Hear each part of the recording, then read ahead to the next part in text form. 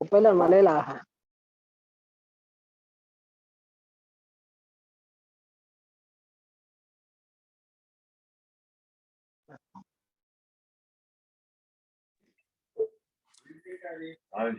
Hello अब वो भी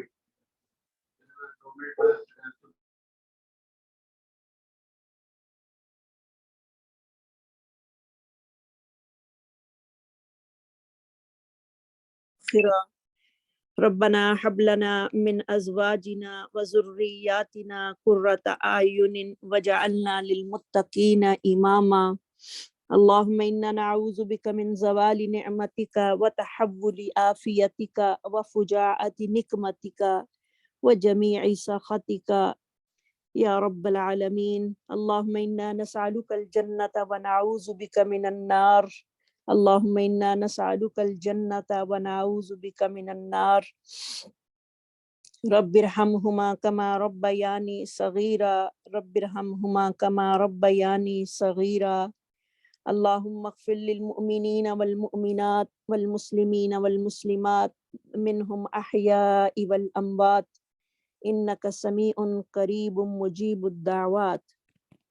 इंशाल्लाह आज हमारा लेसन होगा आयत नंबर 163 से 167 तक।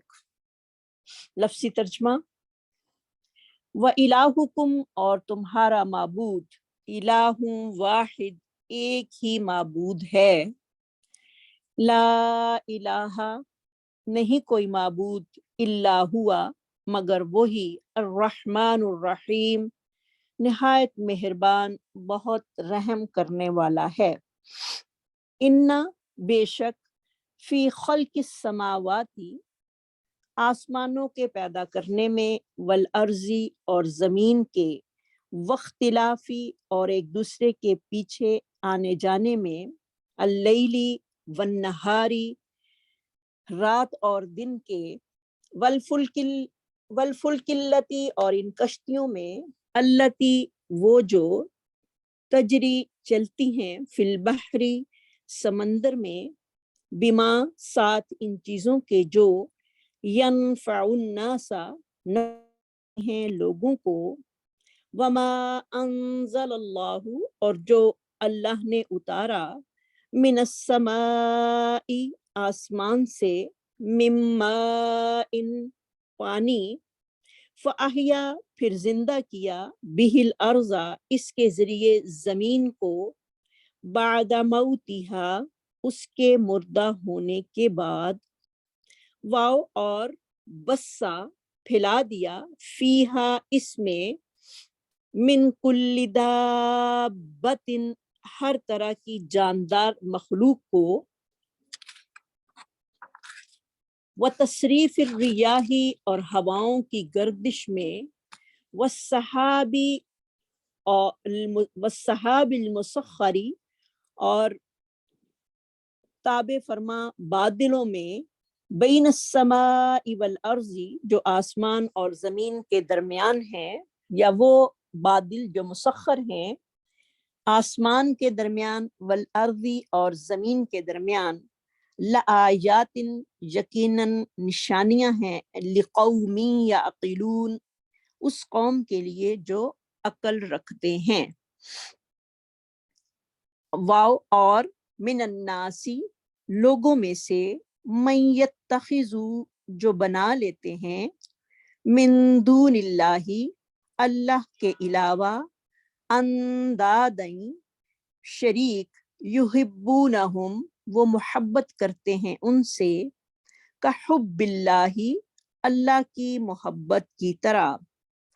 वाव और अल्लज़ीना वो लोग जो, आमनू ईमान लाए, अशद्दु ज्यादा सख्त हैं, हुब्बन लिल्लाही अल्लाह की मोहब्बत में, वलऊ और काश, यरल्लदीना देख लें वो लोग, ज़लमू जिन्होंने जुल्म किया, इस यरौना जब वो सब देखेंगे, अल-अज़ाबा अज़ाब को, अन्नल कुव्वता बेशक कुव्वत, लिल्लाही अल्लाह ही के पास है, जमीअन तमाम, व अन्नल्लाह اور بے شک اللہ تعالیٰ شدید العذاب سخت عذاب والا ہے۔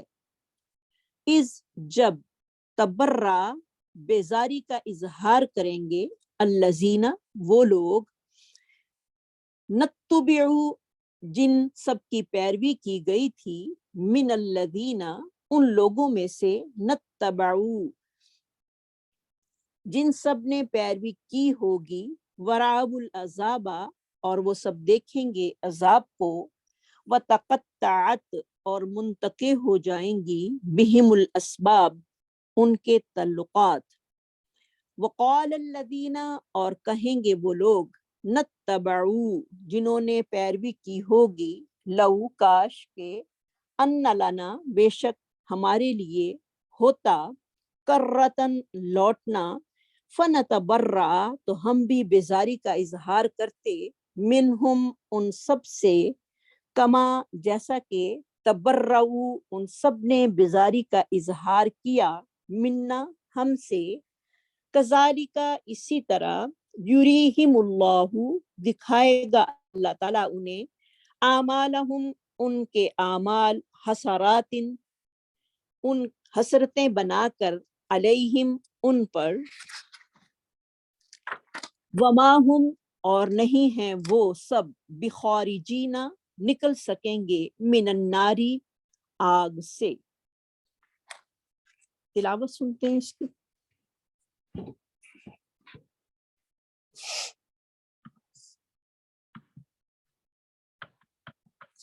إلهكم إله واحد لا إله إلا هو الرحمن الرحيم إن في خلق السماوات والأرض واختلاف الليل والنهار والفلك التي تجري في البحر بما ينفع الناس وما أنزل الله من السماء من ماء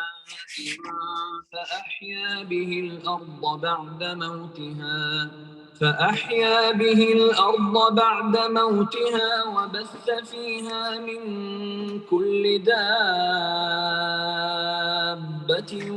وتصريف الرياح والسحاب المسخر بين السماء والأرض لآيات لقوم يعقلون ومن الناس من يتخذ من دون الله أندادا يحبونهم كحب الله والذين آمنوا أشد حبا لله ولو يرى الذين ظلموا إذ يرون العذاب أن القوة لله جميعا وأن الله شديد العذاب إذ تبرأ الذين اتبعوا من الذين اتبعوا ورأوا العذاب وتقطعت بهم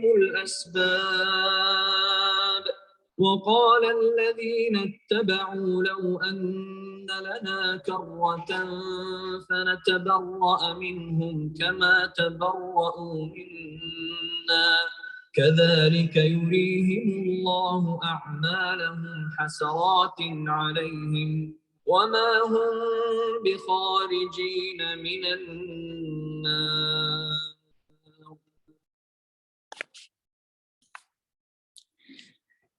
بسم اللہ الرحمن الرحیم۔ وَإِلَٰهُكُمْ إِلَٰهٌ وَاحِدٌ بے شک تمہارا معبود ایک ہی معبود ہے۔ لا الہ الا ہو نہیں کوئی معبود مگر وہی معبود برحق ہے، الرحمن الرحیم جو بڑا ہی مہربان اور نہایت رحم کرنے والا ہے۔ تو اللہ رب العزت کی ذات کا یہاں سے ہمیں تعارف ہو رہا ہے کہ ہمارا معبود جو ہے وہ کیسا معبود ہے۔ الہ وہ معبود ہوتا ہے جس کی عبادت کی جائے۔ اللہ کی ذات ہی صرف جو ہے وہ عبادت کے لائق ہے، کوئی دوسرا جو ہے وہ عبادت کے لائق ہو ہی نہیں سکتا۔ اور اس میں اس آیت میں اللہ تعالیٰ کے جو ہیں اسم اعظم جو ہیں وہ بیان کیے گئے ہیں، جیسے کہ سیدہ اسماء بنت یزید بیان فرماتی ہیں کہ رسول اللہ صلی اللہ علیہ وسلم نے ان 2 آیتوں میں یعنی وَإِلَٰهُكُمْ إِلَٰهٌ وَاحِدٌ لا الہ الا هو الرحمن الرحیم، اور سورۃ آل عمران کے شروع کی جو آیت ہے الف لام میم اللہ لا الہ الا هو الحی القیوم، یہ دونوں اسم اعظم ہیں، اور ان کے ساتھ جو بھی دعا کی جائے ان دونوں کو پڑھ کے اللہ رب العزت جو ہیں وہ دعا کو قبول کرتے ہیں۔ تو یہ اسم اعظم ہمیں یہ دونوں آیتیں جو ہیں وہ یاد کرنی چاہیے، اور اپنی دعا کی ابتدا میں جو ہیں وہ یہ دونوں آیتیں جو ہیں وہ ہم پڑھ سکتے ہیں۔ اور جب دعا قبول نہ ہو رہی ہو، بعض مفسرین کہتے ہیں کہ الف لام میم اللہ لا الہ الا هو الحی القیوم، یہ والی جو آیت ہے یہ شرط ہے کہ دعا جو ہے وہ قبول ہو کر ہی رہے گی۔ جیسے کہ نبی صلی اللہ علیہ وسلم کا ارشاد گرامی ہے کہ جس شخص کا خاتمہ لا الہ الا اللہ پر ہوا اس کے لیے جنت جو ہے وہ واجب ہو گئی۔ سبحان اللہ۔ تو دعائیں بھی مانگنی ہیں ہم لوگوں نے ساتھ ساتھ، اور جب ہمیں کوئی ایسی پریشانی ہو جس میں ہمیں دعا ہماری قبول نہیں ہو رہی، اس میں کچھ ٹائم لگ رہا ہے، تو ہم یہ دونوں آیتوں کا واسطہ اللہ کو دے کر جو ہے وہ دعا کر لیں۔ تو لا الہ الا اصل میں ہے کیا؟ لا الہ الا ہم نے پڑھ تو لیا ہے لیکن اس کی مفہوم کو ہم نے نہیں سمجھا۔ تو یہ وہی کلمہ تھا لا الہ الا اللہ جو نبی صلی اللہ علیہ وسلم نے کفار مکہ پر پیش کیا تھا۔ انہوں نے جب سنا کہ ایک اللہ کے علاوہ سارے معبودوں کی جو ہے وہ نفی اس میں ہو رہی ہے، انہوں نے مفہوم کو سمجھ لیا لیکن کلمے کو قبول نہیں کیا۔ ہم نے کلمے کو قبول تو کر لیا لیکن ساری زندگی جو ہے وہ ہماری گزر جاتی ہے اور ہم اس کے مفہوم کو سمجھ نہیں پاتے۔ جب تک اللہ کے علاوہ غیر اللہ کے معبودوں کی نفی نہیں ہوتی اس وقت تک انسان جو ہے اس کا ایمان مکمل نہیں ہوتا، کیونکہ کلمے کے 2 اجزاء ہیں۔ لا الہ الا اللہ کیا ہے؟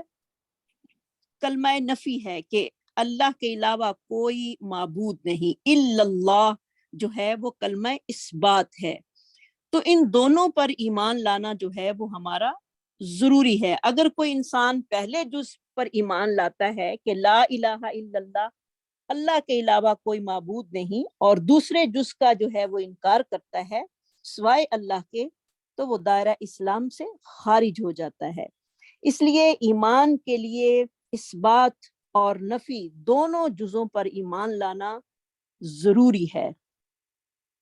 تو اللہ رب العزت جو ہیں وہ اپنی پہچان کے بعد جو ہیں وہ ہمیں آگے بتا رہے ہیں کہ دیکھو تمہارا معبود جو ہے وہ کیسا معبود ہے، کیونکہ اللہ تعالیٰ کی توحید کے بغیر جو ہے وہ ہمارا کوئی عمل جو ہے وہ قبول نہیں ہو سکتا، اور انسان کی بھلائی جو ہے وہ انہی میں جو ہے وہ پوشیدہ ہے کہ وہ اپنے رب کو ہی اپنا معبود مانے۔ تو جیسے کہ ایک آگے اللہ تعالیٰ جو ہیں وہ بیان فرما رہے ہیں اپنے معبود کی اگر تم لوگوں نے پہچان کرنی ہے تو دیکھو کہ تمہارے معبود کی شان جو ہے وہ کس طرح کی شان ہے، کیونکہ ایک مرسل روایت میں آتا ہے جب یہ آیت الہکم الہ واحد لا الہ الا هو الرحمن الرحیم جب نازل ہوئی تو مشرکوں نے اللہ وحدہ لا شریک کے معبود برحق ہونے پر جو تھا وہ تعجب کیا اور کہنے لگے کہ اگر محمد صلی اللہ علیہ وسلم سچے ہیں تو وہ اپنے دعوے کی سچائی پر جو ہیں وہ کوئی دلیل پیش کریں، یعنی کوئی دلیل دیں کہ واقعی ان کا معبود جو ہے وہ ایک ہی معبود ہے اور اس کے کام جو ہیں وہ کیا ہیں۔ اس پر اللہ تعالیٰ نے آگلی والی آیتیں جو ہیں وہ نازل کی، ان فی خلق السماوات والارض، بے شک آسمانوں اور زمین کی پیدائش میں، اللہ تعالیٰ نے زمین آسمان کی پیدائش میں واختلاف اللیل، اور دن اور رات کے اختلاف میں جو اللہ تعالیٰ نے نشانیاں ہمارے لیے رکھی ہیں وہ کیا ہیں کہ اللہ تعالیٰ نے بتایا کہ دن اور رات کا اختلاف اور زمین آسمان کی پیدائش جو ہے وہ کوئی چھوٹی سی چیز نہیں ہے کہ جس کو دیکھ کر انسان کی عقل کام نہ کرے۔ تو تم دیکھو کہ اللہ رب العزت نے اتنا بڑا آسمان جو ہے وہ بنایا، اور وہ آسمان کی زینت اور اس میں جو ہے وہ ستارے تمہارے لیے رکھ دیے ہیں جو تمہیں روشن نظر آ رہے ہیں، اور پھر اس میں تمہارے لیے راستے معلوم کرنے کا ذریعہ بھی اللہ تعالیٰ نے بنایا ہے۔ اور پھر اتنا بڑا لمبا چوڑا آسمان بغیر کسی ستون کے اللہ تعالیٰ نے جو ہے وہ بلند کیا، اور اس میں کسی قسم کا کوئی شگاف، کوئی پھٹن جو ہے وہ ہمیں نظر نہیں آتی، جیسے کہ سورۃ ملک میں آتا ہے ما تری فی خلق الرحمن من تفاوت، کہ تو رحمان کی پیدائش میں جو ہے وہ کوئی جو ہے وہ فرق یا کوئی بھی شگاف جو ہے وہ نہیں دیکھے گا۔ یہ آسمان کی پیدائش جو ہے یہ کتنی بڑی چیز ہے، اور پھر جس نے زمین کو پیدا کر کے ہمارے قدموں کے نیچے جو ہے وہ بچھا دیا، جس میں بلند قسم کے پہاڑ، لہلہاتی کھیتیاں، نہریں، اور پھر کتنی ہی قسموں کے خوش رنگ بیل بوٹے جو ہیں وہ پیدا کیے، اور پھر اللہ تعالیٰ رب العزت نے زمین کو ایسا فرش بنا دیا جس پر ہم بآسانی جو ہیں وہ چلتے پھرتے ہیں اور اپنی مرضی سے مکانات بنا کر جو ہیں وہ رہتے ہیں۔ حالانکہ زمین کے اندر ایک انتہائی خطرناک اور تباہ کن قسم کا جو ہے وہ مادہ موجود ہے، اس کے باوجود یعنی لاوا جو ہے اس میں موجود ہے، لیکن اس کے باوجود بھی تمہارا اس زمین پر چلنا پھرنا اور کام کاج کرنا جو ہے وہ اللہ رب العزت کی وحدانیت کی بہت بڑی اور واضح دلیل جو ہے وہ موجود ہے۔ تو اتنی پیاری پیدائش اللہ رب العزت نے آسمانوں اور زمین کی ہے۔ اس کے بارے میں ایک ڈاکومنٹری دیکھنے میں آئی کہ کینیڈا سے آگے ہی کوئی ایک ایسا کنٹری ہے جس میں اللہ رب العزت نے ایسا وہ بنایا ہے کہ جس میں برف ہی برف ہے، ہر طرف سنو ہی سنو پھیلی ہوئی ہے، اور پہاڑوں پر بھی جو ہے وہ اسی طرح سمندر جو ہیں وہ بھی برف کے بنے ہوئے ہیں، اور وہاں پر رقبے کے لحاظ سے وہ بہت بڑا کنٹری ہے، لیکن اس میں جو لوگوں کی تعداد ہے وہ بہت ہی کم ہے، یعنی سردیوں میں صرف 80-85 لوگ رہتے ہیں وہاں پر، اور گرمیوں میں اسی طرح جو ہیں وہ وہاں رہتے ہیں، یعنی انسانی زندگی اتنی مشکل ہے وہاں پر، اور ہر چیز جو ہے وہ برف سے ڈھکی پڑی ہے۔ سبحان اللہ۔ اور اللہ تعالیٰ نے کیا کیا رنگ اس میں پیدا کیے ہیں کہ 4 مہینے جو ہے وہ رات ہی ہوتی ہے اور 4 مہینے جو ہے وہ دن ہی رہتا ہے، یعنی سورج جو ہے وہ جاتا ہی نہیں ہے 4 مہینے، اور 4 مہینے سورج وہاں پر نکلتا ہی نہیں ہے۔ تو اللہ رب العزت کی اتنی بڑی خدائی دیکھنے کے بعد انسان کا دل جو ہے وہ اللہ رب العزت کی عظمت کے ساتھ بھر جاتا ہے۔ تو یہ جو آیت ہے ان فی خلق السماوات والارض واختلاف اللیل والنہار، اور دن اور رات کا اختلاف، انسان جو ہے وہ اللہ کی عظمت کو جب دیکھتا ہے کہ ہمارا رب اتنا بڑا ہے اور اتنا کچھ کرنے پر قادر ہے، تو اس کی زبان سے جو ہے وہ کیسے یہ بات پھر نہ نکلے، انی وجہت وجہی للذی فطر السماوات والارض حنیفا وما انا من المشرکین، کیونکہ یہ آیت جو ہے وہ دعوت فکر ہے ہمارے لیے۔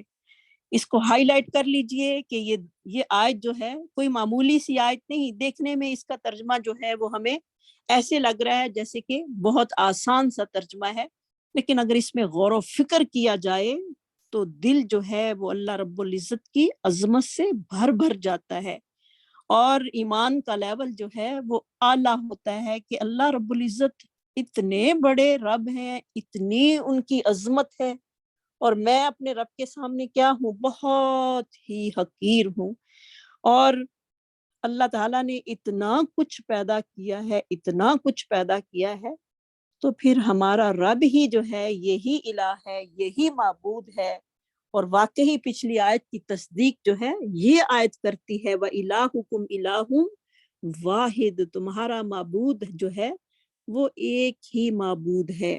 اور اللہ رب العزت کی کائنات جو ہے وہ دنیا کی جو کائنات ہے وہ اللہ رب العزت کی کرسی کے نیچے ایسے ہے جیسے ایک چھوٹی سی انگوٹھی پڑی ہوتی ہے، اور زمین کی حیثیت یعنی پوری کائنات کی حیثیت ایسے ہی ہے۔ اس لیے اللہ رب العزت کی نظر میں دنیا جو ہے وہ اتنی حقیر ہے جس کے پیچھے ہم مارے مارے پھر رہے ہیں، اور کبھی ہمیں غور و فکر کرنے کی جو ہے وہ عادت پڑی نہیں، اور روٹین کے مطابق دیکھتے ہیں کہ دن آ رہا ہے، رات آ رہی ہے، پھر دن چلا جاتا ہے، رات آ جاتی ہے، اور کیسے نظام اللہ رب العزت نے اس دنیا کا چلایا ہے، واختلاف اللیل والنہار، دن اور رات کا آنا جانا، اور کتنے وہ نظام کے ساتھ اور کتنے ڈسپلن کے ساتھ جو ہیں یہ ساری چیزیں جو ہیں وہ چل رہی ہیں۔ ایک ڈسپلن نہیں ہے تو انسان کی اپنی زندگی میں ڈسپلن نہیں ہے، باقی ہر چیز اللہ رب العزت کے تابع ہے۔ جیسے کہ اللہ رب العزت سورہ یاسین میں فرماتے ہیں لَلشَّمْسُ يَنبَغِي لَهَا أَن تُدْرِكَ الْقَمَرَ وَلَلَّيْلُ سَابِقُ النَّهَارِ، نہ تو سورج چاند پر سبقت لے جا سکتا ہے اور نہ ہی رات دن پر سبقت جو ہے وہ لے جاتی ہے، یعنی ایک نظام کے تحت دونوں میں سے ہر ایک اپنی باری باری میں مدت پوری کر کے لوٹ جاتے ہیں۔ تو یہ ساری آیتیں جو ہیں بہت ہی دل کو ہلا دینے والی ہیں، اور آیات کونیہ ہیں۔ آیات کونیہ کائنات میں بکھری پڑی ہیں جس سے ہم اپنے رب کو پہچاننے میں 1 منٹ لگتا ہے کہ ہمارے رب کی ذات جو ہے، اور پھر جب انسان اس کے آگے اس کی عظمت کو پہچان کر جھکتا ہے، اور پھر جو اس کے دل کی کیفیت ہوتی ہے وہ بہت ہی پیاری ہوتی ہے، اور کیسے اس کا دل جو ہے وہ ایمان سے لبریز ہوتا ہے، اور پھر جس محبت کے ساتھ وہ اپنے رب کو پکارتا ہے، اس طرح کی محبت انسان کو غور و فکر کیے بغیر مل ہی نہیں سکتی۔ تو ہمیں بھی جو ہمیں لیسن مل رہا ہے وہ یہی ہے کہ ہم اللہ کی پیدائش میں، اللہ کی ہر چیز میں غور و فکر کریں اور اس کی عظمت کو اپنے دل میں بٹھائیں۔ جب اللہ کی عظمت ہمارے دل میں بیٹھ جائے گی تو ہمیں یہ دنیا پھر بالکل حقیر آئے گی، اور پھر ہمیں اپنی باتیں جو ہیں وہ ہم جب اللہ کے آگے بیان کریں گے تو ہمیں پھر اتنی اس کی یعنی اس کی قبولیت کا یقین ہوگا کہ وہ اتنی بڑی ذات ہے، اور میری بات کو میرا رب پوری نہ کرے یہ ہو نہیں سکتا، اور پھر انسان کی جو قبولیت والی اس کے دل کے اندر بات ہوتی ہے وہ انشاءاللہ جلدی پوری ہو جائے گی۔ تو آج سے جیسے کہ درختوں کے آج کل پتے جو ہیں وہ گر رہے ہیں، اور کیسے درخت جو ہیں وہ اپنے رنگ بدل رہے ہیں، کتنی پیاری چیزیں جو ہیں وہ ہمارے سامنے ہیں، اور اگر ہم سارا دن بھی ان کو دیکھ کر سبحان اللہ پڑھیں تو ہماری زبان جو ہے وہ تھکے نہیں۔ کیسے اللہ رب العزت جو ہیں وہ درختوں کے پتے جو ہیں وہ گر رہے ہیں، اور ہر پتے کا گرنا اللہ رب العزت کی نظر میں ہے، سبحان اللہ۔ اور درخت کتنے ہیں بے شمار، اور دعا کرنی چاہیے کہ اللہ جس طرح یہ درختوں کے پتے گر رہے ہیں اس طرح ہمارے گناہوں کو بھی گرا دے۔ تو یہ دعا بہت کرنی چاہیے انسان کو دیکھ کر، یا اللہ تو ان پتوں کو اگر گرانے پہ قادر ہے تو میرے گناہوں کو بھی میرے سے ایسے ہی دور کر دے، میرے سے گرا دے۔ وَالْفُلْكِ الَّتِي تَجْرِي فِي الْبَحْرِ بِمَا يَنْفَعُ النَّاسَ، آیات کونیہ میں ایک اور کیا ہے؟ کشتیاں جو کہ اللہ کے حکم سے چل رہی ہیں۔ اختلاف کا روٹ ہوگا خا لام فا، لیل والنہار، والفلکی، اور فلک جو ہے یہ اسم جنس ہے، یعنی جمع کے لیے بھی آتا ہے اور واحد کے لیے بھی یہی چیز جو ہے وہ استعمال ہوتی ہے۔ تو کشتیاں جو ہیں وہ بھی اللہ رب العزت کی قدرت کی جو ہے وہ گواہی دیتی ہیں۔ تو کیسے اللہ رب العزت ان چلاتے ہیں، اگر ایک سوئی بھی اگر سمندر میں ڈبو دی جائے تو وہ بھی ڈوب جاتی ہے، جبکہ اتنی بڑی بڑی شپیں جن کے اوپر اتنے بڑے بڑے کنٹینر موجود ہیں کیسے وہ تجارت کرنے کے لیے جاتے ہیں لوگ اور ہمارا سامان جو ہے ایک سے دوسری جگہ منتقل ہوتا ہے. تو یہ سب کچھ کیا ہے؟ اللہ کی قدرت کی نشانیاں ہیں. اور ہمارے پاس تو اتنا بڑا سمندر یہاں پہ موجود ہے، اتنا بڑا اوشن ہے، جب بھی وہاں سے گزریں کیسے دل اللہ کی عظمت سے بھر بھر جاتا ہے کہ یا اللہ تو کتنا بڑا قادر ہے، اتنا بڑا جس کا کنارہ کبھی ہمیں نظر آتا ہی نہیں. اور پھر جو اس میں شپس ہیں وہ کتنی بڑی بڑی ہیں. اور پھر اس کشتی کی ابتدا جو تھی وہ کیسے ہوئی تھی؟ جیسے کہ سب سے پہلے کشتی حضرت نوح علیہ السلام نے اللہ کے حکم سے اور جبرائیل امین کی ہدایت کے مطابق بنائی، اور پھر اس کے ذریعے اللہ تعالیٰ نے اس وقت اہل ایمان کو جو تھی وہ عذاب سے نجات دی اس کشتی کے ذریعے. تو اگر آج بھی ہم کشتیوں پر غور و فکر کریں، اور ان کی مثال جو ہے مفسرین کہتے ہیں پرندوں کی طرح ہے جو ہوا میں اڑتے ہیں اور ایک سے دوسری جگہ منتقل ہوتے ہیں، اور کشتیوں کے نیچے پانی ہوا کی طرح ہوتا ہے جو ان کشتیوں کو اللہ رب العزت نے لوگوں کے لیے نقل مکانی کا بہترین ذریعہ بنایا ہے. تو یہ سارے قدرتی مناظر ہیں جو کہ ایسے ہیں اگر انسان ان کو قرآن کی رہنمائی اور بصیرت میں ان کا مشاہدہ کرے تو اللہ کی توحید کا اقرار کیے بغیر وہ رہ ہی نہیں سکتا. اور آپ لوگوں نے دیکھی ہوں گی یہاں پر بہت بڑی بڑی شپیں جو ہیں وہ عام ہمیں نظر آتی ہیں، اور پھر جو بحری جہاز لوگوں نے بنائے ہیں یہاں پر، کسی کو یہ کوئین میری 2 دیکھنے کا کبھی اتفاق ہوا ہو، ایسے لگتا ہے جیسے ایک بہت بڑی بلڈنگ جو ہے وہ کسی نے سمندر میں جو ہے وہ کھڑی کر دی ہے. تو سبحان اللہ، اور وہ کیسے چل رہی ہے اور اللہ رب العزت اس کو کیسے چلا رہے ہیں، یہ ساری اللہ رب العزت کی قدرت کی نشانیاں ہیں. اللہ ہمیں غور و فکر کرنے کی اور اپنے رب کے ساتھ اس کے ساتھ زیادہ ایمان کرنے کی جو ہے وہ توفیق نصیب فرمائے. اس کے علاوہ اور کون سی آیات کونیاں ہیں؟ وما انزل اللہ من السماء، اور جو اتارا اللہ تعالیٰ نے آسمان سے، من ماء، پانی سے. سبحان اللہ، آسمان سے اللہ تعالیٰ نے پانی کو نازل کیا، بارش کا برسنا. فَأَحْيَا بِهِ الْأَرْضَ، اور زندہ کیا اس کے ساتھ زمین کو. فَأَحْيَا کا روٹ کیا ہوگا؟ حایا، یا اس کے ساتھ زمین کو، بعد موتها، اس کے بنجر ہونے کے بعد یا اس کی موت کے بعد. وَبَسَّا، اور پھیلا دیے، با سا سا اس کا روٹ ہوگا. وَبَسَّا، اور پھیلا دیے، فیہا، اس میں، من کل دابت، ہر قسم کے جانور. سبحان اللہ، ہر دابہ کا روٹ ہوگا بابا، داب کہتے ہیں ہر وہ چیز جو کہ چلنے والی ہو اس کو دابہ کہتے ہیں. تو اللہ رب العزت نے کیسے جو ہے وہ پانی کو برسا کر ہر چیز کی زندگی جو ہے وہ پانی کے ساتھ بنا دی ہے. زمین سے اناج، کھیتیاں جو ہیں وہ پانی سے پیدا ہوتی ہیں. اسی طرح زمین میں مختلف قسم کے چھوٹے بڑے جانوروں کو پیدا کرنا، ان کو زمین میں پھیلا دینا، پھر ان کی حفاظت کرنا، ان کے رزق کے انتظامات کرنا، ان کے چرنے اور چگنے کے لیے چارہ پیدا کرنا، یہ ساری چیزیں جو ہیں وہ اللہ کی توحید کی جو ہیں وہ پر دلالت کرتی ہیں. اور سب سے بڑی بات وتصریف الریاح، اس نے ہواؤں کو چلایا. کیسے وہ چلاتا ہے؟ تصریف جو ہے وہ صرف سے ہے، سواد رافع اس کا روٹ ہوگا، یعنی پھرنا. اور ری جو ہے وہ ریاح کی جمع ہے. ہوائیں جو ہیں وہ مختلف جگہوں سے پھر کر جو ہیں وہ آتی ہیں، ہواؤں کا گھومنا پھرنا. وتصریف الریاح، کیسے وہ ہوائیں جو ہیں وہ اپنے اندر تاثیر رکھتی ہیں. کبھی وہ ہوائیں ٹھنڈی ہوتی ہیں، کبھی گرم ہوتی ہیں، کبھی یہ ہوائیں انسان کے لیے آرام دہ ہوتی ہیں، اور کبھی یہ ہوائیں انسان کے لیے مہلک بھی ثابت ہوتی ہیں. انہی ہواؤں کی وجہ سے انسان جو ہے وہ سانس لیتا ہے اور انہی سے زندگی میں راحت بھی محسوس کرتا ہے. تو یہ ایک بہت ہی اہم پوائنٹ ہے ہمارے لیے کہ ہواؤں میں بھی اللہ تعالیٰ نے جو ہے وہ اپنی قدرت کی نشانیاں رکھ دی ہیں. تو ہوا کو عربی میں ری اس لیے کہتے ہیں کہ انسان کا وجود جو ہے وہ اس سے راحت حاصل کرتا ہے. اب کچھ باتیں ایسی ہیں جو کہ نوٹ کرنے والی ہیں، آپ ضرور نوٹ کیجئے گا. ہوا کی اقسام، ہوا جو ہیں ان کی 4 قسمیں ہیں. ہوا، ہم تو ایک ہی ہوا سمجھتے ہیں نا، ہوا چل رہی ہے بس چل رہی ہے، اور جب ہمارے چہرے کو لگتی ہے یا ہم اسے فیل کرتے ہیں تو پتہ چلتا ہے ہوا چل رہی ہے، کیونکہ ہوا آج تک کسی نے دیکھی نہیں ہے۔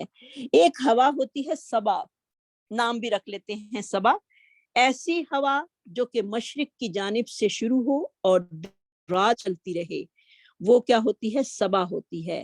نمبر 2 ریح شمال، شمال کی طرف چلنے والی ہوا، ریح شمال، شمال کی طرف چلنے والی ہوا۔ نمبر 3 ریح الجنوب، جنوب کی طرف چلنے والی ہوا۔ یہ تینوں قسم کی ہوائیں جو ہیں انسان کے لیے خوشخبری اور بشارت کا باعث ہوتی ہیں، سبحان اللہ۔ صبا، شمال، ریح الشمال اور ریح الجنوب۔ اور نمبر 4 دبور، دبور بھی ہم نے سنا ہوا ہے، جو مغرب کی طرف چلنے والی ہوا ہوتی ہے، اس میں کوئی بشارت نہیں ہوتی، اس میں کوئی خوشخبری نہیں ہوتی، یہ ہوا جو ہے یہ عذاب کا باعث ہوتی ہے، دبور۔ یہ وہی ہوا تھی جس نے قوم عاد اور قوم سمود کو جو تھا وہ ہلاک و برباد کر دیا۔ تو البتہ بعض مفسرین نے اس کی 8 قسمیں بھی بتائی ہیں، 4 رحمت کی ہوائیں ہیں اور 4 جو ہیں وہ عذاب کی ہوائیں ہیں۔ اب رحمت والی ہوائیں جو چلتی ہیں وہ کون سی ہیں؟ ان کو قرآن پاک میں کن نام سے بلایا جاتا ہے؟ مبشرات، بارش کی خوشخبری لانے والی ہوائیں، کیونکہ جب بارش ہونی ہوتی ہے تو ہوائیں پہلے آتی ہیں، تو بادل آتے ہیں تو پتہ چلتا ہے کہ لگتا ہے بارش اب ہوگی، سب یہی کہتے ہیں۔ اور اب تو میڈیا نے اور بھی چیزیں جو ہیں وہ آسان کر دی ہیں، جس سے ہمیں مکمل یقین ہو جاتا ہے کہ اب بارش ہوگی۔ ناشرات، نمبر 2 بادلوں کو اٹھا کر پھیلانے والی ہوائیں، یعنی بارش لانے والی ہوائیں۔ نمبر 3 زاریات، غبار اٹھانے والی ہوائیں، یعنی عربی جو ہے اتنی اس کی لینگویج جو ہے اللہ اتنی وہ اس میں گہرائی ہے کہ انسان حیران ہو جاتا ہے ہوائیں، لیکن ان کے معنی اور ان کے مطالب کو جانے تو پتہ چلتا ہے کہ اس میں کتنی گہرائی پائی جاتی ہے، سبحان اللہ۔ زاریات، والزاریات ذروا، اس میں سورت آتی ہے، سورت زاریات بھی نام سے بھی سورت ہے۔ وہ ہوائیں جو ہوتی ہیں وہ غبار کو اڑانے والی ہوتی ہیں، یعنی جس میں مٹی بہت اڑتی ہے۔ نمبر 4 مرسلات، سورت مرسلات بھی ہے، نفع پہنچانے والی ہوائیں، وہ جو انسان کے لیے فائدہ مند ہوتی ہیں۔ اور یہ ہیں جو کہ ہوائیں رحمت کا سبب بنتی ہیں اور عذاب کی ہوائیں۔ نمبر 1 العقیم، تباہ و برباد کر دینے والی ہوا، قوم عاد اسی ہوا کے ساتھ جو تھی وہ ہلاک ہوئی تھی، تو اللہ تعالیٰ نے ان کو بانچ کر دیا، یعنی وہ ایسے تھے جیسے کھوکھلے جھنڈ پڑے ہوئے ہوں اس کے کھجور کے تنوں کے، یعنی اس نے ان کو تباہ و برباد کر کے جو تھا، جیسے عقیم کہتے ہیں وہ عورت جو کہ بانجھ ہو جاتی ہے، جو کہ بچے پیدا کرنے کے قابل نہیں رہتی، اس کو بھی عقیم کا لفظ جو ہے اس پر بولا جاتا ہے۔ تو یہ ہوا بھی ہوتی ہے جس سے عاد کی قوم جو تھی وہ ہلاک ہوئی۔ نمبر 2 سرسرین، سرسرین آتیہ، یہ بھی 29ویں سپارے میں لفظ آتا ہے، سخت ٹھنڈی ہوا۔ ان دونوں ہواؤں کا تعلق جو ہے وہ خشکی کے ساتھ ہے، یعنی بارش نہیں ہوتی، صرف ہوا ہی چلتی ہے۔ نمبر 3 آصف، ایک عین کے ساتھ آصف ہوتا ہے، ایک الف کے ساتھ، یہ آصف جو ہے عین کے ساتھ ہے، زمین سے آسمان کی طرف اٹھنے والی سخت گرم ہوا جو ہوتی ہے وہ آصف ہوتی ہے۔ نمبر 4 کاسف، سمندر میں طوفان لانے والی ہوا، ان دونوں ہواؤں کا تعلق جو ہے وہ سمندر سے ہے، یعنی سمندر میں طوفان جب آتا ہے تو وہ بھی بڑا خطرناک ہوتا ہے، سمندری طوفان جس کو ہم کہتے ہیں۔ تو ان دونوں ہواؤں کا تعلق جو ہے وہ سمندر سے ہے۔ تو یہ ہے ری، اور اللہ تعالیٰ نے جو ریاح ہمارے لیے پیدا کی ہیں، وتصریف الریاح، اور اس نے مسخر کیا ہے ہواؤں کو۔ ری اور ریا میں کیا فرق ہے؟ اب یہ ہم جانتے ہیں، ایک ری ہے اور ایک ریا ہے۔ جو کہ ریا ہوتی ہے وہ خوشخبری لانے والی ہوا ہوتی ہے، جب چلتی تھی تو نبی صلی اللہ علیہ وسلم کتنی پیاری دعا پڑھا کرتے تھے، اللہم جلہا ریاحن، اے اللہ اس ہوا کو رحمت والی بنا دے، اور عذاب لے کر آنے والی ہوا کو ری کہتے ہیں۔ جب وہ جیسا کہ ہوا چلتے وقت فرمایا کرتے تھے آپ صلی اللہ علیہ وسلم ولا تجعلها ریحا اللہم اجعلها ریاحا ولا تجعلها ریحا، اے اللہ تو اسے ری یعنی عذاب والی ہوا نہ بنانا۔ تو دیکھیں ہم اپنے معاملات پر بھی اگر غور و فکر کریں تو ہمیں کبھی احساس ہی نہیں ہوا کہ اتنی آج ہوا چل رہی ہے، اللہ خیر کرے اس میں کوئی عذاب تو نہیں ہے، یہی ہوائیں عذاب بن کر قوموں پر نازل ہوئی تھی۔ تو جب بھی ہوا چلے تو اس میں ہمیں اپنے آپ کو کانشیس کر کے یہ دعا جو ہے وہ پڑھنی ہے، کیونکہ آپ صلی اللہ علیہ وسلم تو پریشان ہو جاتے تھے جب ہوائیں تیز چلتی تھی، اور آپ صلی اللہ علیہ وسلم کا چہرے کا رنگ جو تھا وہ متغیر ہو جایا کرتا تھا۔ اور حضرت عائشہ کہا کرتی تھی کہ لوگ تو خوش ہوتے ہیں کہ ہوا چل رہی ہے اور آپ کا چہرہ جو ہے وہ پریشان ہو جاتا ہے، تو آپ فرماتے تھے کہ مجھے پتا نہیں کہ اس ہوا میں کہیں عذاب ہی اللہ کی طرف سے نہ ہو۔ اور ہم اتنے غافل ہیں کہ بس ہر چیز کو دیکھتے ہیں تو اس کو محسوس نہیں کرتے، اس پہ غور و فکر نہیں کرتے۔ اللہ ہمیں غور و فکر والی زندگی جو ہے وہ نصیب فرما دے۔ تو یہ یہ عذاب اور رحمت دونوں قسم کی ہواؤں پر جو ہے وہ بولا جاتا ہے، ری کا لفظ بھی عام طور پر، جیسے کہ ابو ہریرہ رضی اللہ تعالیٰ عنہ بیان کرتے ہیں کہ میں نے رسول اللہ صلی اللہ علیہ وسلم کو یہ فرماتے ہوئے سنا، الریح من روح اللہ فالروح اللہ تأتی بالرحمت وتأتی بالعذاب فإذا رأيتموها فلا تسبوها واسألوا الله خيرها واستعيذوا بالله من شرها۔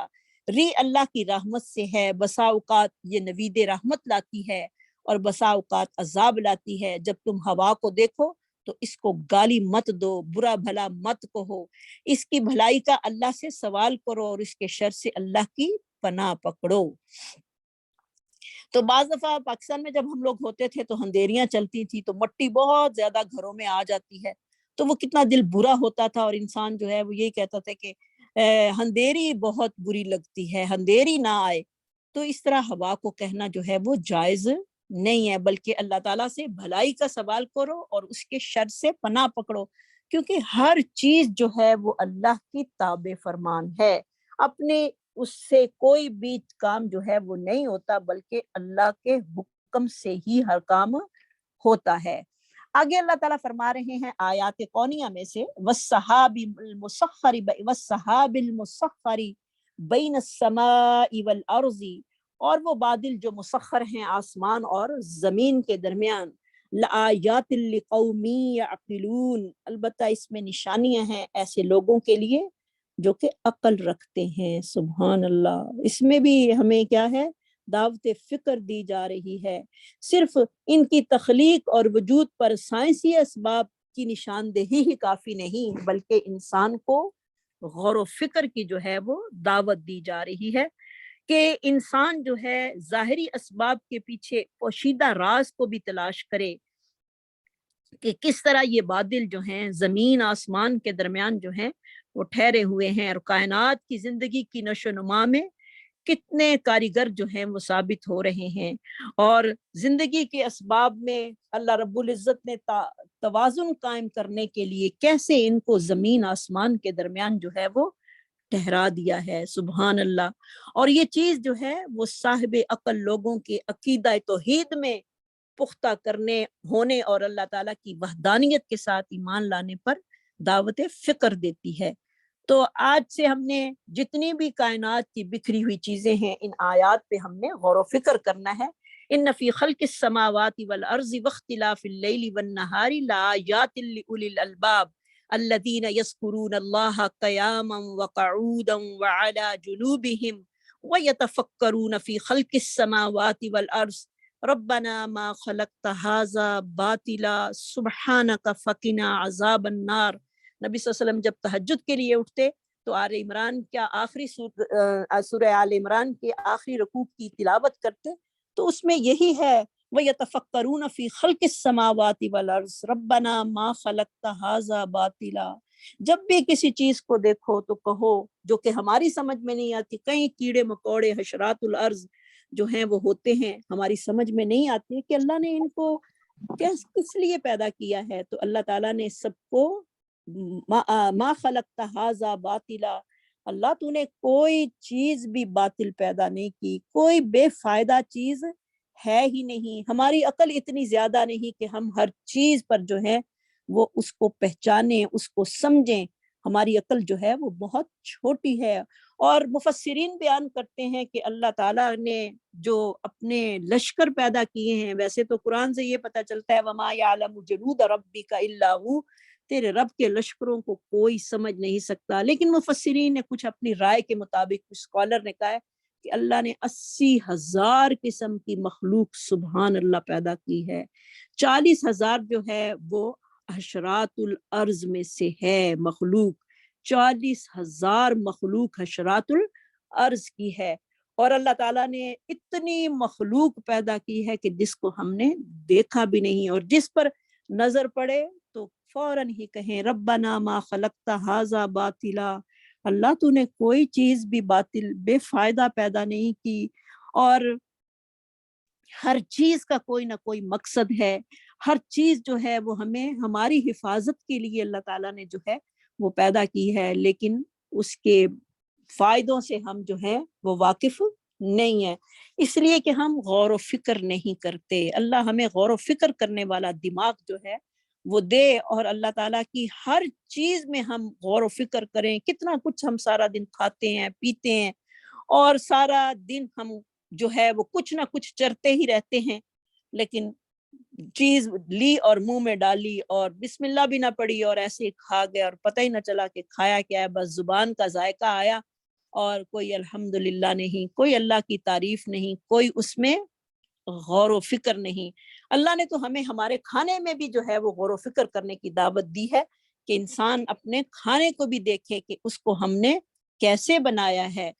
انا سببنا الماء صبا ثم شققنا الارض شقا، کہ فلینظر الانسان الی طعامہ، پس چاہیے کہ دیکھے انسان اپنے کھانے کی طرف بھی کہ اس کو ہم نے کیسے بنایا، کیسے وہ پیدا ہوا، کہاں سے وہ چلا، کہاں تک وہ پہنچا، پھر اس کو پکایا کسی پکانے والی نے، پھر اس کو کھایا کئیوں نے، ایک ہی ہنڈیا میں سے کتنے لوگ جو ہیں وہ ان کی جو قسمت میں لقمہ ہوتا ہے وہ وہی کھاتے ہیں۔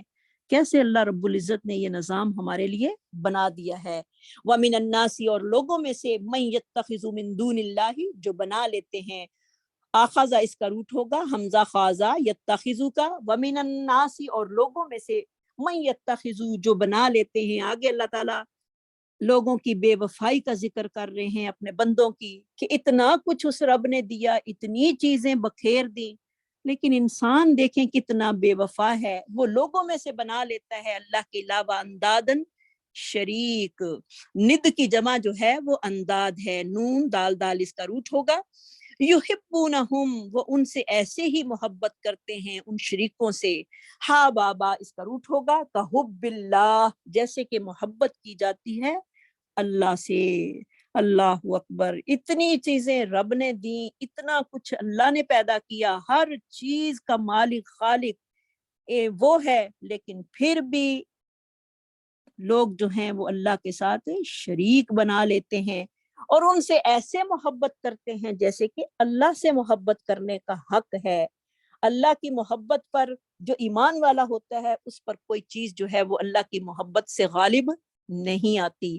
اللہ ہمارے دل میں بھی اپنی محبت سب سے زیادہ بڑھ کے کر دے۔ اللہم انا نسألک حبک وحب من یحبک والعمل الذی یبلغنی حبک، اللہم اجعل حبک حب الی من نفسی مالی اہلی ومن الماء البارد۔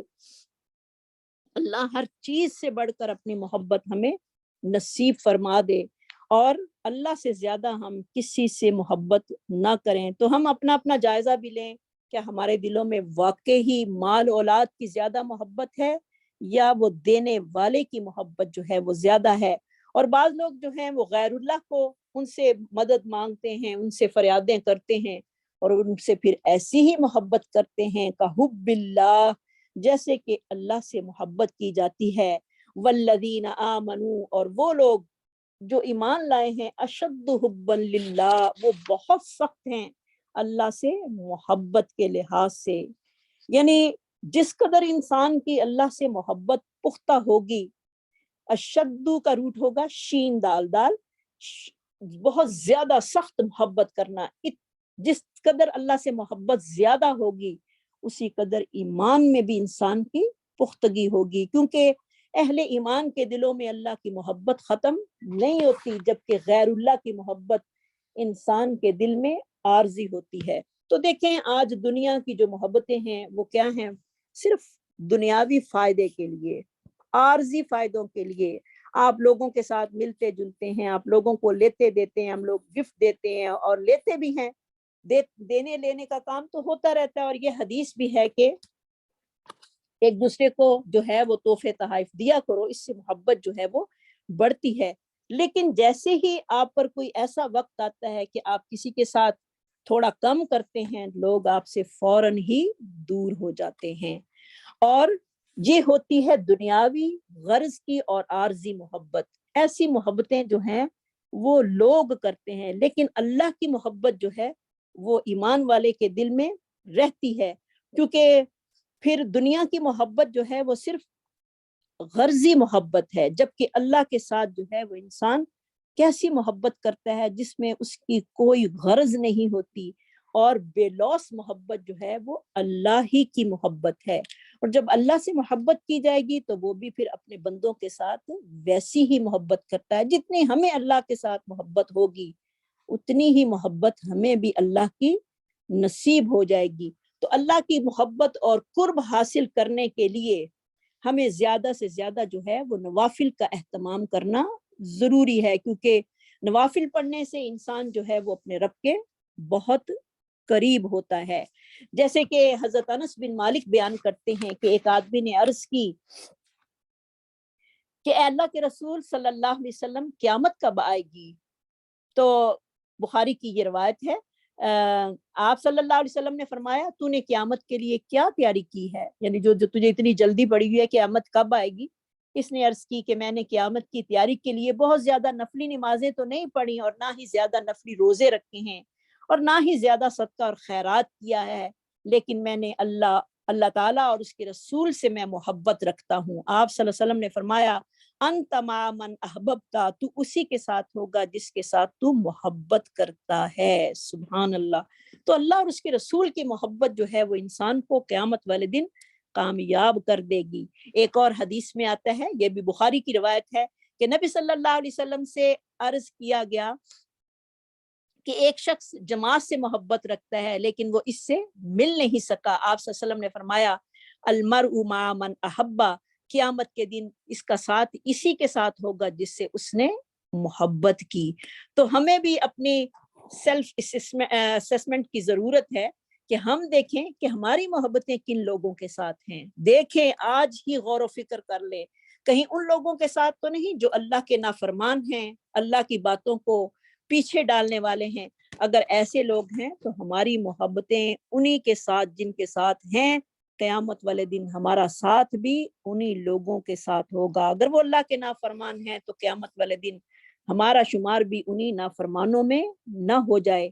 تو اس لیے ہمیں سب سے زیادہ محبت جو ہے وہ اللہ سے کرنی چاہیے, اور ہر بات میں اللہ کی محبت جو ہے وہ ہمارے اوپر غالب ہو. والذین آمنوا اشد حبا للہ, وہ لوگ جو ایمان لائے وہ اللہ کی محبت میں سب سے زیادہ سخت ہوتے ہیں.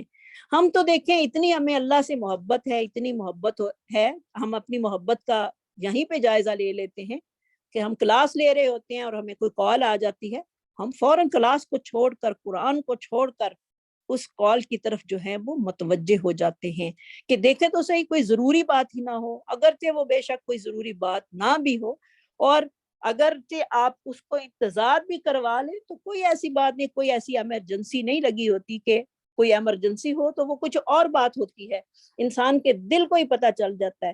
لیکن ہم ایسے رینڈم کالوں پہ بھی جو ہے وہ اپنے فون فوراً جو ہے وہ کلاس سے کاٹتے ہیں اور فوراً دوسری طرف جو ہے وہ فضول باتوں کی طرف جو ہے وہ متوجہ ہو جاتے ہیں. تو کوشش یہی کرنی چاہیے کہ جب ہم کلاس لے رہے ہوں, اللہ کی رحمت میں بیٹھے ہوں, فرشتوں کے پروں کے سایوں کے نیچے بیٹھے ہوں, تو ہمیں ان سایوں کو پیچھے نہیں ہٹانا, بلکہ انہی کے اندر اپنا سارا کام جو ہے وہ پورا کرنا ہے تاکہ ہم جب اٹھیں تو پورا اجر و ثواب لے کر جو ہے وہ اٹھیں۔ وَلَوْ يَرَى الَّذِينَ ظَلَمُوا، اور کاش کے دیکھ لیتے وہ لوگ جنہوں نے ظلم کیا، اِذْ يَرَوْنَ الْعَذَابَ، را اس کا روٹ ہوگا را حمزہ یا، وہ لوگ جنہوں نے ظلم کیا، ظلم کون سا کیا؟ جنہوں نے اللہ کے ساتھ دوسروں کو بھی شریک بنا لیا۔ کاش کہ وہ دیکھ لیتے جنہوں نے ظلم کیا، یعنی دنیا میں ان کو پتہ چل جاتا، اِذْ يَرَوْنَ الْعَذَابَ، جب وہ دیکھیں گے عذاب کو، اس کا بھی روٹ وہی ہوگا را حمزہ یا، عذاب کو عین زابا جو کہ لذت سے مٹھاس سے جو ہے وہ خالی ہوتا ہے۔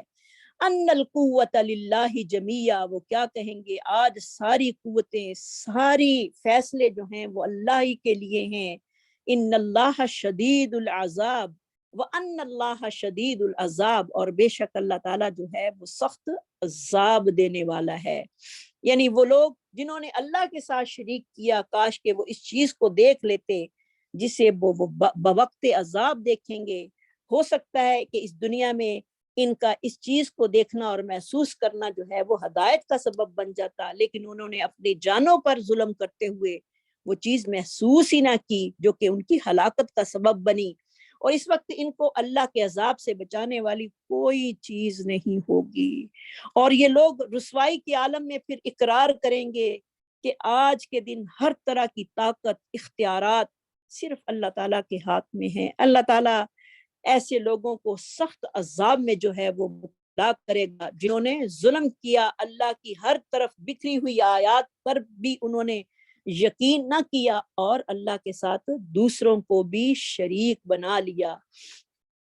تو یہ بہت اہم سبق ہے ہم سب کے لیے، بہت بڑا لیسن ہے کہ ہم ہر چیز کو دیکھتے ہوئے اگر اللہ کے ساتھ کسی اور کو اللہ والی اختیارات دیں تو یہ ہمارے لیے ہلاکت کا سبب بن جائیں گے۔ کیونکہ پچھلی دفعہ میں نے بتایا تھا کہ اسباب جو کچھ ایسے اسباب ہیں جو کہ صرف اللہ ہی کے اختیار میں، اور کچھ ظاہری اسباب ہوتے ہیں جو کہ ہم دوسروں سے بھی حاصل کر سکتے ہیں، لیکن اصل مالک اور خالق جو ہے وہ صرف اللہ ہے، کیونکہ توحید جو ہے وہ قرآن پڑھے بغیر آتی ہی نہیں، اور جو قرآن پڑھ لیتا ہے وہ کبھی شرک نہیں کرتا، وہ شرک کے دلدل میں کبھی پھنستا نہیں، کیونکہ شرک اتنا باریک ہے جس طرح ایک کالے پتھر پر چونٹی کالی چلتی ہو تو وہ کسی کو نظر نہیں آتی، شرک بھی اتنا باریک ہے، اور ہمیں اس شرک سے جو ہے وہ اللہ تعالیٰ سے پناہ مانگنی چاہیے کہ یا اللہ ہمیں مشرکوں میں سے نہ بنانا۔ اللہم انی اعوذ بک ان اشرک بہ وانا اعلم واستغفرک لما لا اعلم۔ آپ لوگ ریکارڈنگ سنا کریں اور پھر جو دعائیں ہوتی ہیں وہ لکھیں اور پھر ان کو یاد کیا کریں۔ دیکھیں اگر آپ نے اللہ کے لیے قرآن پڑھنے کا عہد کاری لیا ہے اور اللہ تعالیٰ نے آپ کو توفیق دی ہے کلاس میں آنے کی، اور اللہ تعالیٰ نے اگر آپ کو دین کے لیے چن لیا ہے تو ہمارا حق ہے کہ ایک ہفتے میں کلاس ہوتی ہے، ہم اس کا حق جو ہے وہ پوری طرح ادا کریں۔ ان دعاؤں کو کم از کم ہمیں یاد کرنا چاہیے، ہمیں سننا چاہیے بار بار اس چیز کو۔ اگر آپ قرآن جو روزانہ پڑھتی ہیں اس کی بجائے آپ یہی سن لیں تو آپ کی جو ہے آپ کے ایک سپارہ پڑھنے سے بھی زیادہ افضل ہے، کیونکہ ایک آیت اگر سمجھ کے پڑھ لی جائے تو وہ بہت سارا قرآن پڑھنے سے جو کہ ہمیں سمجھ نہیں ہے جس کی ابھی، اس سے زیادہ افضل ہے، کیونکہ جو کہ اللہ کی قرآن کو جو سمجھتا ہے اس کی بات ہی کچھ اور ہے، جیسے کہ غور و فکر کی بات ابھی ہم نے کی ہے، ایک گھڑی کا غور و فکر کرنا بعض اسکالر کے نزدیک 80 سال کی عبادت سے زیادہ بہتر ہے۔ تو کیوں نہ انسان تھوڑا پڑھ لے، غور و فکر کر کے پڑھ لے، اتنی دوڑے نہ لگائے۔ ہاں اگر کسی کو شوق بہت زیادہ ہے، اللہ ہمارے شوق کو بڑھائے، وہ دوسرا بھی پڑھ سکتا ہے، کیونکہ انسان اگر دنیا کے کام کر رہا ہے تو اس کے ساتھ جو ہے یہ ریکارڈنگ وغیرہ لگا کے ہم سن سکتے ہیں، اور بیچ میں ہم باتیں نہ کریں، دھیان سے اسی بات کو سنتے رہیں۔ اگر ہم یہ والی چیزیں جو ہیں 2 دفعہ بھی ویک میں سن لیں تو مجھے امید ہے کہ آپ لوگ جو ہیں انشاءاللہ ایک دن مفسر قرآن بن جائیں گے۔ تو بات یہ ہے کہ ہمیں پھر ایک دفعہ ہم کلاس میں سن لیتے ہیں، اس کے بعد پھر ہم اس کی طرف توجہ نہیں کرتے، ہم کہتے ہیں بس ٹھیک ہے سن لیا، لیکن اگر ہم غور و فکر کریں تو ہمیں بہت کچھ حاصل ہو سکتا ہے، اگر ہم اپنی زندگی کا مقصد قرآن سیکھنے کا بنا لیں۔ اور اگر ہمارا مقصد کچھ اور ہے تو پھر نہیں. اگر مقصد زندگی میں قرآن سیکھنے کا ہی ہے کہ اللہ میں نے تیرا قرآن سیکھ کر ہی دنیا سے جانا ہے, تیرے سامنے حاضر ہونا ہے, تو پھر ہمیں اس پر تھوڑی محنت کی ضرورت ہے, کیونکہ جنت جو ہے وہ توحید کے بغیر حاصل ہو نہیں سکتی. الا ان صلاۃ اللہ الغالیہ, بے شک اللہ کا سودا بڑا ہی مہنگا ہے, جنت بڑی مہنگی ہے, اور جب وہ دینے پہ آئے تو ایک عمل سے بھی جنت میں داخلہ دیتا ہے. لیکن اب کس کو کیا پتا کہ اللہ کو کس کی کون سی نیکی جو ہے وہ پسند آ جائے. ہاں اگر اس نے نیکیوں کی طرف رغبت اور شوق کیا ہو, اگر رغبت اور شوق ہی نہیں کیا تو پھر کچھ بھی نہیں ہو سکتا. تو رغبت اور شوق جو ہے وہ ہمیں کرنا ہی کرنا ہے, تاکہ ہمیں کل جو ہے وہ جنت جو ہے وہ نصیب ہو جائے اور جہنم کی آگ سے ہم بچ جائیں.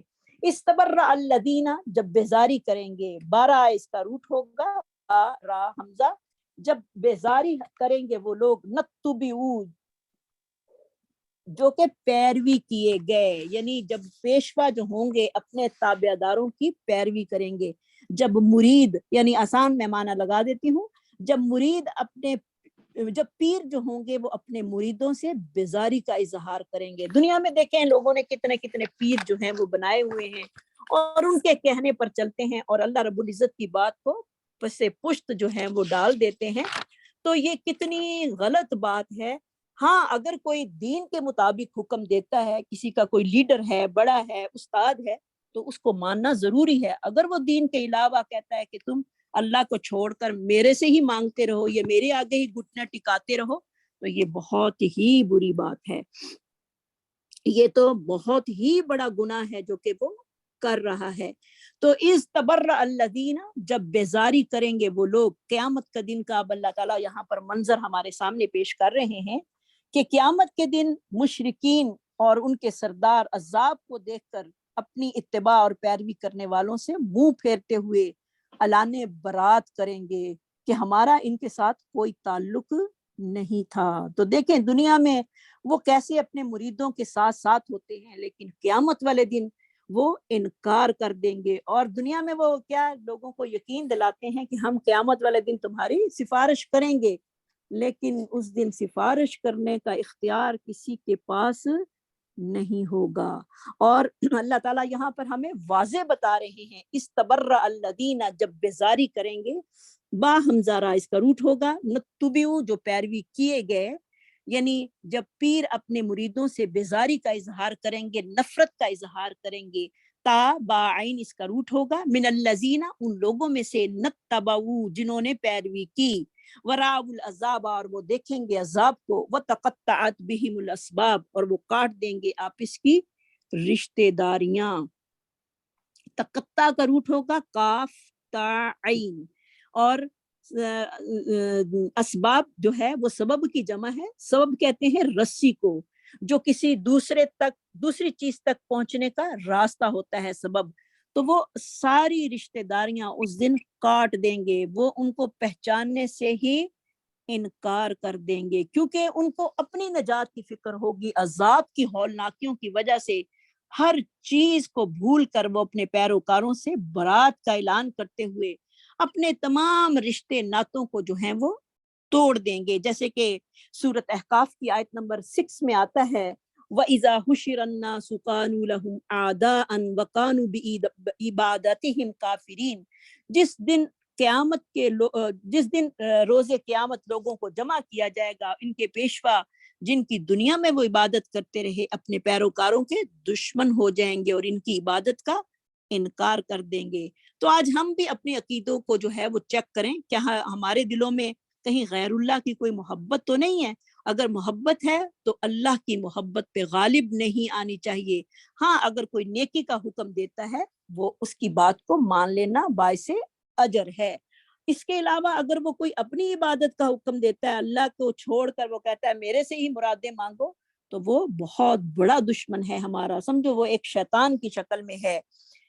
وراء العذاب, اور وہ دیکھیں گے عذاب کو, وتقطعت بہم الاسباب, اور ان کے رشتے ناتے جو ہیں وہ سارے ہی ختم ہو جائیں گے, اور ان کے پیروکار جو ہیں وہ اس دن ان کے دشمن بن جائیں گے, اور ان کی عبادت کا انکار کر دیں گے۔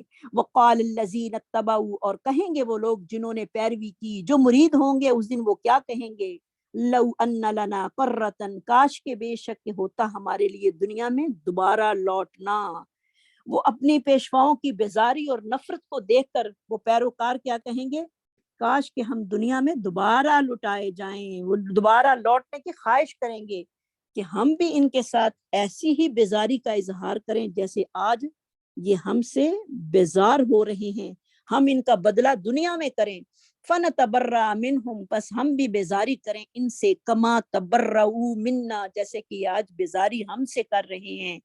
کذالک یریہم اللہ اعمالہم حسرات علیہم، اسی طرح دکھاتا ہے اللہ تعالیٰ ان کے اعمال ان پر حسرت بنا کر۔ تو روز قیامت مشرکین جو ہیں وہ اپنے معبودان باطلہ کے لیے اللہ تعالیٰ سے جو ہیں وہ دگنے عذاب کا بھی مطالبہ کریں گے۔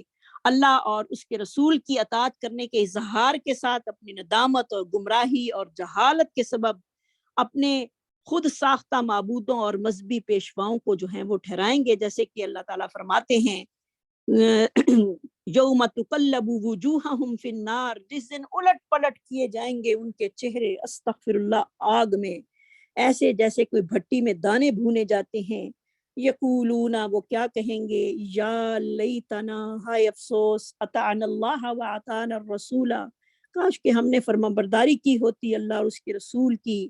قالو، وہ کہیں گے ربنا، اے رب ہمارے، انا اطعنا سادتنا، بے شک ہم نے پیروی کی اپنے بڑوں کی، اپنے سرداروں کی، وکبراءنا، اور اپنے بڑوں کی، فاضلون السبیل، پس انہوں نے ہمیں گمراہ کر دیا راستے سے۔ ربنا آتیہم ضعفین من العذاب، اے ہمارے رب تو دے ان کو دگنا عذاب، ولعنہم لعنا کبیرا، اور ان پر بہت بڑی لعنت کر دے۔ استغفر اللہ۔ سورۃ احزاب کی آیت نمبر 66 سے 68 تک جو میں نے آیتیں پڑھی ہیں تین، آپ خود بھی اس کا مطالعہ کیجئے، آیت نمبر لکھ لیجئے، آیت نمبر 66 سے 68 تک۔ تو قیامت والے دن وہ اتنے پریشان ہوں گے جب ان کے چہرے الٹ پلٹ کیے جائیں گے آگ میں، پھر انسان افسوس کرے گا، کاش کہ میں نے اللہ اور اس کے رسول کے راستے کو اپنا لیا ہوتا، ہم نے تو دنیا میں اپنے بڑوں کی اور اپنے سرداروں کی پیروی کی اور انہوں نے ہمیں راستے سے گمراہ کر دیا۔ پھر وہ ان کے لیے کیا بد دعا کریں گے؟ ربنا آتیہم ضعفین من العذاب، اے اللہ ان کو دگنا عذاب دے، ان کو ہمارے سے زیادہ عذاب دے، ولعنہم لعنا کبیرا، اور ان پر لعنت کر، لعنت کرنی بہت بڑی، کیونکہ ان کی وجہ سے ہم جو تھے وہ گمراہ ہو گئے، لیکن اللہ ان کی وجہ سے ان کو ڈبل سزا نہیں دیں گے، کیونکہ انسان کو اللہ تعالیٰ نے عقل دی ہے، سمجھ دی ہے کہ وہ سمجھ کے ساتھ اپنے راستے کو اختیار کرے۔ تو پھر انسان جب اپنی عقل سے کام نہیں لے گا تو اس میں دوسروں کا کوئی قصور نہیں۔ اگر کوئی غلط راستے پہ چل رہا ہے تو ہم اس کی پیروی میں غلط راستے میں چل لیں تو گناہ تو اس کو بھی ملے گا، لیکن اگر اس نے دعوت نہیں دی کہ میرے پیچھے چلو تو اس کو کوئی گناہ نہیں ہوگا، اور اگر اس نے کہا کہ غلط راستے میں میری پیروی کرو تو پھر اس کو گناہ ملے گا، اور اطاعت کرنے والوں کو بھی اس سے زیادہ گناہ ملے گا۔ لیکن انسان کو اللہ تعالیٰ نے عقل اور شعور کے ساتھ بھیجا ہے۔ کوئی کہے کہ تم اس میں کنویں میں چھلانگ لگا دو تو ہم لگا دیں گے، نہیں، پہلے ہم دیکھیں گے کہ کیا ہے، کیا اس میں، کیا دین کا راستہ جو ہے وہ اتنا سستا اور اتنا عام نہیں ہے کہ ہم ہر دوسرے بندے کے پیچھے جو ہیں وہ چل پڑے، نہیں، ہمیں اس کے لیے خود قرآن کو پڑھنا ہے، خود اللہ کے نبی کی حدیث کو دیکھنا ہے، کیا واقعی ہمارے اللہ اور ہمارے رسول کا فرمان یہی ہے، اور اگر وہی ہے تو پھر اس کے مطابق ہمیں بھی اپنی زندگی کو گزارنا ہے۔ تو اس دن ان کی حسرت کا کیا ہوگا کہ کذالک یریہم اللہ اعمالہم، اسی طرح دکھائے گا اللہ تعالیٰ ان کے اعمال ان پر حسرت بنا کر، ان پر حسرت جو ہے وہ ہوگی۔ تو اسکالرز لکھتے ہیں کہ ان کی 4 قسم کے وہ لوگ ہوں گے جو کہ اپنے اعمال پر حسرت کریں گے۔ استغفر اللہ، اللہ ہمیں ان لوگوں میں سے نہ کرنا جس وقت کوئی واپسی کا وقت جو ہے وہ نہیں ہوگا۔ اعمال صالحہ نہ کرنے پر لوگ جو ہیں وہ قیامت والے دن حسرت کریں گے کہ کاش جو ٹائم ہم نے غلط کاموں میں گزارا وہ اللہ کی اطاعت میں ہی گزار لیتے، نمبر 2 برے اعمال کے ارتکاب پر وہ حسرت کریں گے، ایک تو عمل نہ کرنے پر اور دوسرے برے اعمال کرنے پر کہ ہم یہ عمل نہ ہی کرتے، اور تیسرا وہ برے اعمال کی وجہ سے اعمال صالحہ کا اجر و ثواب ضائع ہونے پر افسوس کریں گے۔ یہ بہت اہم بات ہے کہ انسان عمل تو کر لیتا ہے لیکن اپنے ثواب اور اجر کو دوسروں کی باتیں کر کے اور دوسروں پر تنقید اور دوسروں کی غیبتیں کر کے گوا لیتا ہے، اس پر انسان اس دن افسوس کرے گا کہ کاش جو میں نے نیک عمل کیے تھے انہیں کو ہی میں سنبھال کے رکھ لیتا۔ اللہ ہمیں اپنے اعمال کو سنبھالنے کی، ان کی حفاظت کرنے کی توفیق نصیب فرما، اور شیطان ہم پہ ایسا سوار ہوتا ہے کہ جب تک ہم اپنے زبان سے کوئی باتیں ایسی کر نہ لیں ہمیں سکون نہیں آتا۔ جب ایسی کیفیت ہو تو پھر اعوذ باللہ من الشیطان الرجیم جو ہے وہ زیادہ سے زیادہ پڑھنا چاہیے۔ اللہ ہمارے اعمال کو، ہماری نیکیوں کو اپنے پاس محفوظ رکھنا، اور شیطان کے ضائع، شیطان جو ہے وہ ہماری نیکیوں کو، ہمارا دشمن ہے، ہمارے پیچھے لگا رہتا ہے کہ ہماری نیکیوں کو جو ہے وہ ضائع کروا دے۔ ادھر سے ہم نماز پڑھتے ہیں، ادھر سے کوئی ایسا فون آ گیا، ساری باتیں کر کرا کے وہ ملیا میٹ ہو گیا کام۔ اللہ ہمیں معاف کر دے، اللہ ہمارے گناہوں پر پردہ پوشی فرما دے۔ یا اللہ تو اتنا بڑا غفور رحیم ہے، ہمارے گناہوں کو معاف کر دے، اور ایسے اعمال پر حسرت کریں گے جو انہوں نے مذہبی پیشواؤں کا تقرب حاصل کرنے کے لیے اور ان کی تعظیم کرنے کے لیے جو تھے وہ سر انجام دیے تھے۔ یہ 4 حسرتیں جو ہیں وہ اس دن ہوں گی۔ اللہ ہمیں ان حسرت والے لوگوں میں سے نہ بنائے۔ کذالک یریہم اللہ اعمالہم حسرات علیہم، اور اسی طرح دکھائے گا اللہ تعالیٰ ان کے اعمال کو حسرت بنا کر۔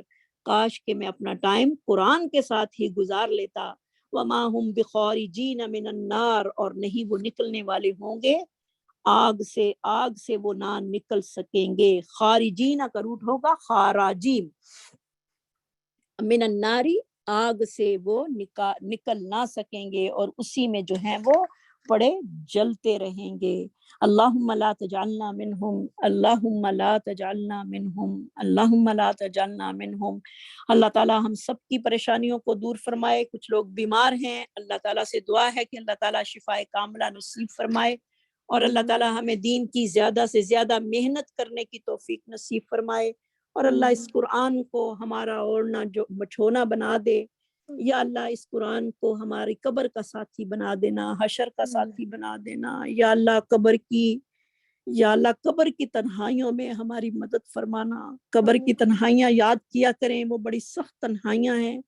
دنیا میں تو ادھر کوئی ہے ادھر کوئی ہے، بیمار انسان ہو جاتا ہے، ادھر سے کسی کو آواز دے لیتا ہے، ادھر سے کسی کو بلا لیتا ہے، تو قبر میں انسان بالکل تنہا اکیلا ہوگا۔ قبر کی تنہائیوں کو یاد کیا کریں، اکیلے میں بیٹھ کے، اور اللہ سے معافی مانگا کریں۔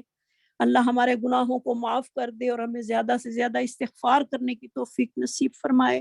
اللہ ہمارے گھروں کی پریشانیوں کو دور کر دے، اللہ ہماری بچوں کو نیک بنا دے، اللہ ایمان والا بنا دے۔ اللہ ہم سب کو ایمان اور صحت والی زندگی نصیب فرما۔ اللہ اپنے قرآن کے ساتھ ہمارا ربط جو ہے وہ گہرا کر دے، اور ہمیں بار بار سننے کی، اس پر عمل کرنے کی، اس کو پڑھنے کی توفیق نصیب فرما۔ یا اللہ جو بھی غلطیاں ہو جاتی ہیں اللہ تو معاف فرما دے۔ یا اللہ تو بڑا ہی غفور الرحیم ہے۔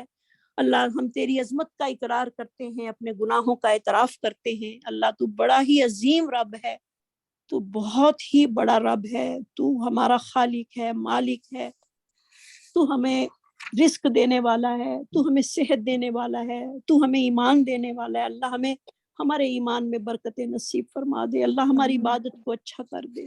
یا اللہ ہم سے وہ کام لے لے جو تجھے پسند ہیں، اور اللہ ہم سب سے راضی ہو جا۔ اللہ ہمیں اس قرآن کے ساتھ جڑا رکھ، اللہ ہمیں اس کی دعوت اور تبلیغ آگے کرنے کی بھی توفیق نصیب فرما۔ دیکھیں جتنے لوگ یہ قرآن پڑھتے ہیں، سنتے ہیں، آپ لوگوں کو آگے بھی دعوت دینا اب آپ لوگوں کا فرض بن گیا ہے کہ آپ لوگوں کو آگے بھی دعوت دیں کہ قرآن کو سنو، قرآن کو دیکھو، پڑھو۔ دیکھیں یہاں پر کوئی پیسے نہیں لیے جاتے، الحمدللہ اللہ کی رضا کے لیے یہ کلاس جاری کی ہے، اللہ تعالیٰ اس کو قبول فرمائے۔ اور کوئی پیسوں کا لالچ نہیں ہے کہ کوئی اسٹوڈنٹ زیادہ ہو جائیں تو ہمارے پیسے ہو جائیں، نہیں، بلکہ ہم تو لوگوں کو دین کی طرف لانا چاہتے ہیں، ہر کسی کے ساتھ بھلا کرنا چاہتے ہیں کہ اللہ ہم سب کی آخرت جو ہے وہ اچھی کر دے، اللہ ہم سب کو جنت میں اکٹھا فرما۔ وآخر دعوانا ان الحمد للہ رب العالمین۔ سبحان ربک رب العزت عما یصفون وسلام علی المرسلین والحمد للہ رب العالمین. سبحانک اللہم وبحمدک نشہد ان لا الہ الا انت نستغفرک ونتوب الیک. ربنا لا تؤاخذنا ان نسینا او اخطأنا ربنا ولا تحمل علينا إسرا كما حملته على الذين من قبلنا ربنا ولا تحملنا ما لا طاقة لنا به واعف عنا واغفر لنا وارحمنا أنت مولانا فانصرنا على القوم الكافرين آمین برحمتک یا ارحم الراحمین. اللہ جو میری بہنیں یہاں پر کلاس میں موجود ہیں، اللہ سب کی نیک اور جائز حاجات کو اپنے فضل و رحمت سے پورا فرما. السلام علیکم ورحمۃ اللہ وبرکاتہ. میں نے آپ لوگوں سے یہ کہنا تھا کہ آپ لوگ جو ہیں جب سبق سینڈ کریں تو اس میں ایک اپنی پسندیدہ آیت کی تفسیر ضرور کر کے ساتھ بھیجیے گا. اور جو بہنیں سبق سینڈ نہیں کرتی ہیں، اللہ ان کو بھی ہدایت دے، ان کو توفیق دے اور ان کو اللہ تعالیٰ شوق پیدا کر دے. اس میں ہم سب کا اپنا ہی فائدہ ہے، میرا کوئی فائدہ نہیں ہے اس میں. مجھے تو یہی چاہت ہے کہ آپ بھی آگے دین پھیلانے والی بن جائیں. تو انشاءاللہ مجھے امید ہے کہ اب مجھے کہنا نہیں پڑے گا، آپ لوگ میری بات کو پیش نظر رکھیں گے انشاءاللہ اور اس پہ توجہ دیں گے. اللہ ہم سب کو عمل کی توفیق نصیب فرمائے. السلام علیکم ورحمۃ اللہ وبرکاتہ. وعلیکم السلام ورحمۃ اللہ وبرکاتہ. جزاک اللہ خیر الجزاء واحسن الجزاء. آمین ویاک.